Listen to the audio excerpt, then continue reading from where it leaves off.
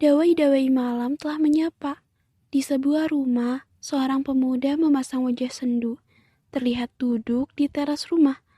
Kepalanya berdenyut perih saat memikirkan semuanya. Bagaimana cintanya itu menolaknya dan pergi meninggalkannya. Aku tidak mau. Kita tidak akan berakhir seperti ini. Gumam Milan. Putus asa. Itulah yang ia rasakan saat ini. Hatinya hancur. Upayanya memujuk Nara tidak berhasil. Sudah berjam-jam Milan duduk termenung di teras rumah Nara. Sungguh, dia merasakan sangat kehilangan. Suara dering ponsel Milan terdengar, membuat perhatiannya teralihkan. Ia pun meraih ponsel di saku celananya. Setelah melihat nama yang tertera di layar, Milan lalu mengusapnya, membawa ke telinga. Iya, Ma. Kamu di mana, sayang? Kapan kamu pulang? Milan sibuk, Ma. Ucapnya berbohong. Dia hanya ingin diam dan termenung saat ini. Kamu harus pulang. Kamu lupa ya, Mama kan mengadakan makan malam bersama keluarga Kai. Mama Erika. Ma, cepat kamu pulang. Makan malam akan segera dimulai. Mereka telah datang. Kamu sebagai kepala keluarga, kamu harus menjamu keluarga besan Mama. Iya, baiklah. Ucapnya pasrah. Milan menghembuskan napas kasar lalu menaruh kembali ponselnya. Semakin pening saja kepalanya. Dia masih galau dengan suasana patah hati. Sekarang dia harus menyambut keluarga suami adiknya. Dengan langkah lemah, Milan beranjak menuju mobil, meninggalkan rumah Nara. Setelah beberapa saat mengemudi, Milan telah sampai di kediaman Kalingga, melangkah masuk ke dalam rumah. Lan, kamu sudah pulang, sayang? Sambut Mama Erika menatap putranya yang terlihat sangat kacau. Kamu kenapa, Lan? Tanya Mama Erika yang menatap lekat wajah sendu putranya. Enggak apa-apa, Ma. Milan hanya lelah. Milan terpaksa berbohong menutupi patah hatinya agar ibu yang telah melahirkannya ini tidak mencemaskannya. Sudah, kalau begitu kamu mandi dulu. Mereka telah menunggu di meja makan. Pemuda itu hanya membalas dengan anggukan, kemudian berlalu pergi. Tak membutuhkan waktu yang lama, Milan telah rapi. Ia pun turun ke ruang makan, bergabung bersama keluarga Kai. Mereka telah duduk di meja makan. Untuk sementara, dia harus mengabaikan patah hatinya. Lan, ayo sini. Dari tadi kami nunggu kamu. Ucap Mama Erika. Milan menarik kedua sudut bibirnya, ikut bergabung dengan keluarga Kai. Dia duduk di kursi ujung meja. Apa kabar, Bibi? Paman mana? Sapa Milan ramah, mengulas senyuman pada ibu Kai. Bibi baik-baik saja, sayang. Pamanmu ada meeting penting. Itu karena Kai lebih memilih bersamamu, tidak mau bergabung dengan perusahaan papahnya. Ucap ibu Kai dengan senyum lembut. Ma, protes Kai. Ini supaya kamu dekat dengan saya, kan? Ungkap Mama Kai, membuat Chelsea mengarahkan pandangannya pada Kai yang telah menjadi suaminya. Ternyata selama ini itu alasan Kai bergabung bersama kakaknya, demi dirinya.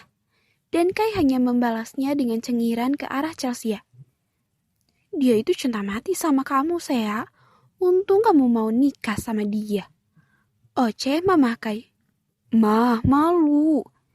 Lagi, pemuda tampan ini melayangkan protesnya. Baiklah, ayo kita mulai makan. Ucap Mama Erika. Mereka pun mulai makan bersama. Sepanjang makan malam hanya diisi obrolan antara Mama Erika dan Mama Kai.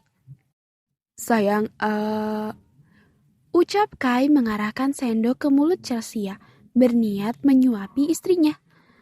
Kak Kai, geram Chelsea. Iya Tuhan, yang benar saja. Di suasana ramai seperti ini, Kai ingin menyuapinya. Lelaki itu terlalu sweet. Buka mulutmu, ini sangat enak. Ucap Kai. Chelsea memaksakan senyumannya, menatap orang yang melihat kemesraan mereka. Terus mendapatkan desakan membuat Chelsea akhirnya menerima suapan dari suaminya. Milan memutar bola mata jengah, melihat adik dan sahabatnya yang bermesraan tak tahu tempat. Mencoba mengabaikan pengantin baru yang bermesraan, Mama Kai menatap Milan. Lan, Bibi nggak nyangka kamu punya istri yang sangat cantik. Puji Mama Kai yang tahu penampilan baru Nara saat di pesta pernikahan dan menari bersama Chelsea. Bicara tentang istri, membuat hati Kai terasa tersayat perih karena teringat kembali pada Nara. Ya, istrinya memang sangat cantik, namun dia telah pergi. Dia gagal menjadi suami yang baik. Milan hanya menjawab dengan senyum getir, lalu tertunduk, mencoba kembali pada makanannya. Istri kamu juga sangat hebat. Dia selama di Jerman, dia sukses menjadi make up artist di sana. Pujinya lagi.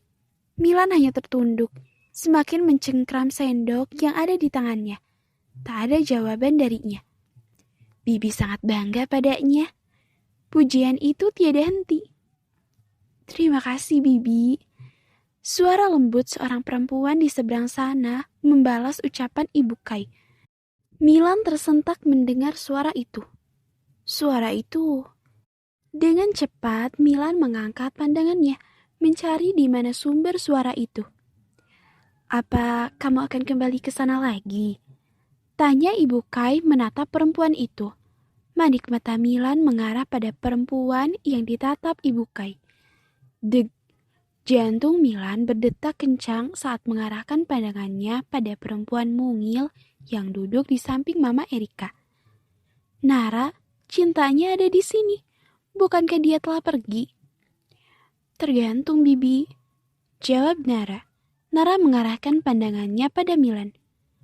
Tergantung, apa suami saya akan memberikan saya izin untuk pergi. Karena seorang istri harus patuh pada suaminya. Jawab Nara dengan pandangan masih tertuju pada pemuda itu. Mendengar ucapan Nara, manik mata Milan seketika berkilau. Petua. Iya, petua itu yang menahan Nara untuk pergi darinya. Nara masih menganggapnya suami.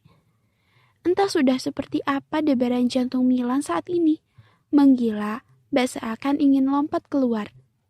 Andai mereka tidak berada dalam keadaan ini, Milan pasti sudah berlari, mendekap tubuh istrinya itu, menghujaninya dengan ciuman bertubi-tubi.